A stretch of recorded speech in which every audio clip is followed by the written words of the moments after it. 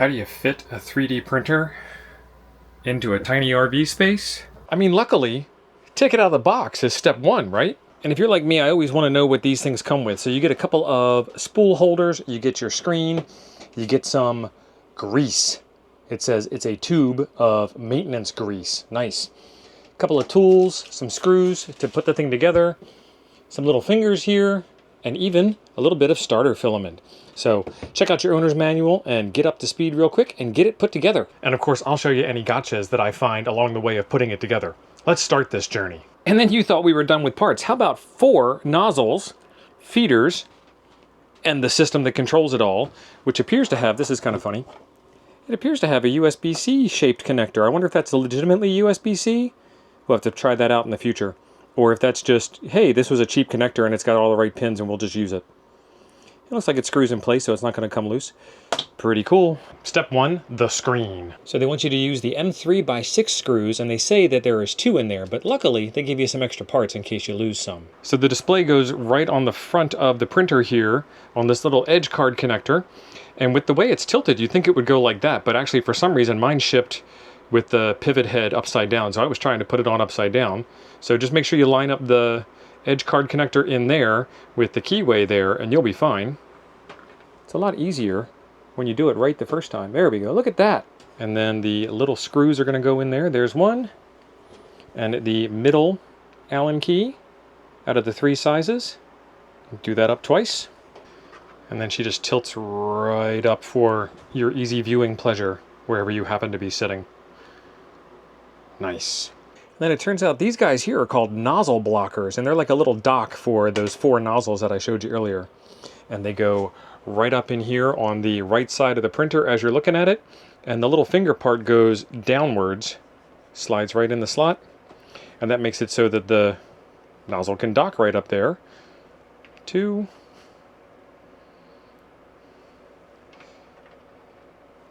3,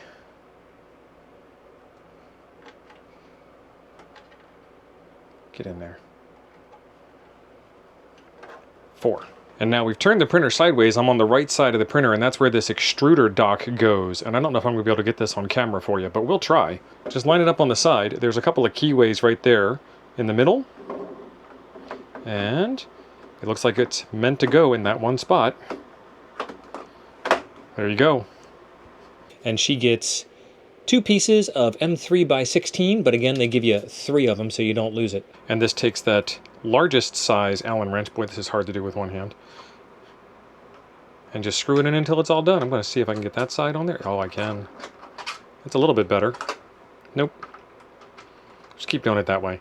Next up are the extruder heads. You want to make sure you don't get these things twisted up when you install them, and they have to go in a certain order, and they are magnetic on the back side. So there's 2 posts on the mounting rail right there, 1 and 2, and they just slide right in place.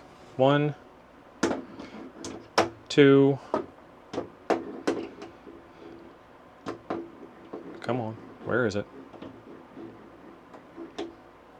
There we go, 3, and number 4. Number 4's got the USB cable attached to it. Get off of there.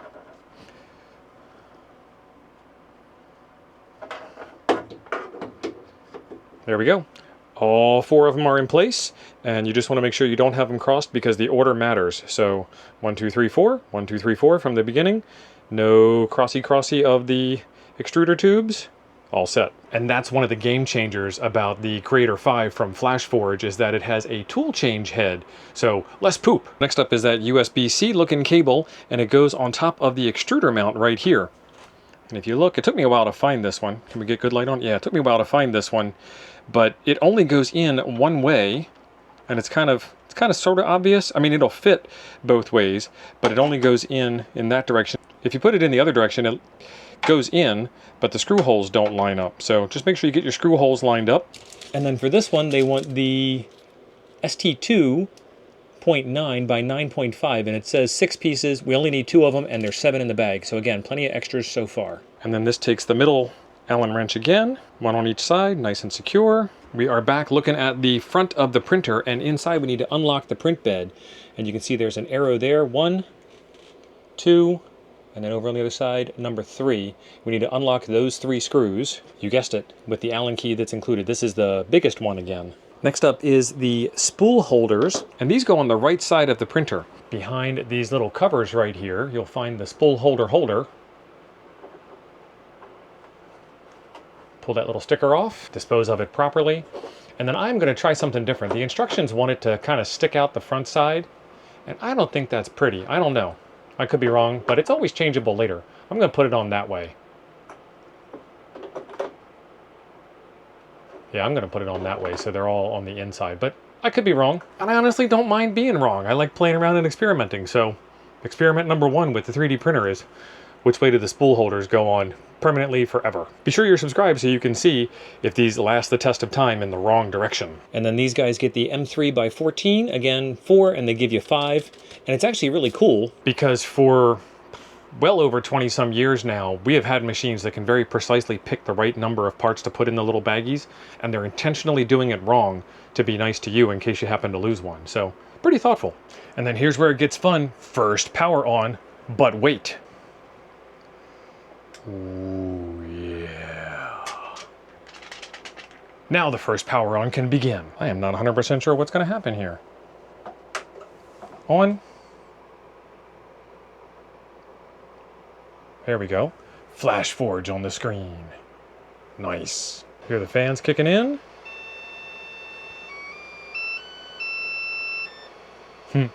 How pleasant. Nice little light in there for ambience. Let's go through the setup. English, next. Searching for Wi-Fi, and this is where we stop. First off, this video is getting a bit long. I just wanted to show you how to unbox it, screw it together, get it all set up and turned on. And this might be where some of us part ways in the video because I am going to run this thing offline as best as I can. And some of you might want to run this thing online and not worry about it. Let's take a look at the features real quick, and then we'll come back and talk about that part in a second. All right, so I have some confidential documents that I can't share with you because I'm getting this printer on an early release, but I can tell you about all of its features because you'll see this on the day of its release. And there's a coupon down below in case you want to save some money on it. Let's take a look. First off, the thing looks fantastic. All right, so 4 independent tool heads swap in just 6 to 7 seconds, 0 purging waste, extremely reducing material loss and lowering print cost. Well, of course, multicolor print speed 3 to 4 times faster than a single nozzle machine because it doesn't have to poop out all the stuff that it's not printing. 0 purge waste during material switching and color changing. Let's just say that 4 different ways. Supporting multiple material structures and minimizing the possibility of color mixing during the printing. You can have TPU on one, you can have ABS on another, PLA on a third, and PETG on a fourth, and print whatever it is that you want at a moment's notice. Fully automatic bed leveling, vibration compensation. This is pretty cool. Check this out. So this thing is mounted on 4 different springs on the feet. And so I am wiggling it, and you can see the difference between the bottom of the unit and the table there. That's a pretty decent amount of travel to be a shock absorber as I'm walking around. And if you have ever been in an RV before, you know that the floor is kind of mobile, kind of fluid. So that shock absorber is going to come in handy for me when I'm printing, so I can kind of jump up and down next to it and not lose my print. No, I'm not going to print while I'm driving down the road. Well, maybe. PA flow calibration. PA? Virtually maintenance free. Okay. Flash swap toolhead system, 720p, 30 frame per second remote monitoring. So if you have this thing connected up to the internet, you can see the video cameras on it remotely. I think I am going to do this in a completely different way for reasons I said earlier. Again, we'll get into that in a bit. Very beginner friendly if you're going to use the online thing. All right, so I've got a comparison table here. The Creator 5 is 256 by 256 by 256 millimeters, which is pretty much a normal size. It's Core XY, 4 independent tool heads, 6 to 7 second swap, travel speeds at 600 millimeters per second. Nozzle diameter comes 0.4 millimeters standard. You can get 0.25, 0.6, and 0.8 millimeters. Maximum print speed 300 millimeters per second. Max acceleration 30,000 millimeters per second squared. Max flow rate 32 millimeters cubed per second per head. Max nozzle temp 320 C. Max bed temp 120 C, and then this has an open frame enclosure, which is why you didn't see any doors on it. It looks like there's a spot to put a hinge there, and then you can snap this cover off. So I don't think it'll be too long before somebody makes a door system for this, or there's an aftermarket door upgrade kit. And hopefully it won't be 150 bucks for it. But again, the Creator 5 Pro comes with some extra stuff. Auto bed leveling, which is something I was really looking forward to. Magnetic PEI plate, capacitive 4-inch touchscreen, which we did touch a little bit there, but we'll see in future videos how much touching we need to do. Auto filament RFID, no. Air purification, no. And then it comes with the Flash Studio slicer. And then they're showing you here some of the print advantages of the 4-head tool changer, and that is complex multicolor takes 17 hours on this Creator 5 printer, and on a Bamboo P2S it takes 65 hours because of all the pooping it's got to do. And then some other information on there. I'll let you pause the screen and you can read that on your own.